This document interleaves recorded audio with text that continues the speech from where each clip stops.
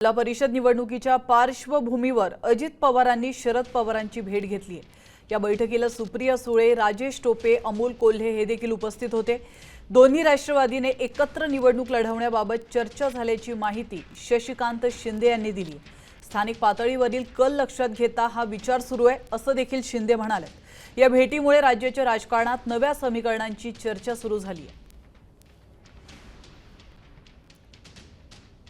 येणाऱ्या जिल्हा परिषद पंचायत समितीच्या निवडणुकीला अजितदादांचा पक्ष आणि आपल्या पक्षाच्या माध्यमातून एकत्रीकरण करून एकत्रितपणे निवडणुका करण्याच्या संदर्भातली भूमिका या संदर्भातून चर्चा करायला आलो होतो। आम्ही सर्व पक्षाचे प्रमुख होतो। आम्ही जिथे आहे त्याप्रमाणे एकत्रितपणे 12 जिल्हा परिषद पंचायत समिती निवडणुकीला लढवणार आहे।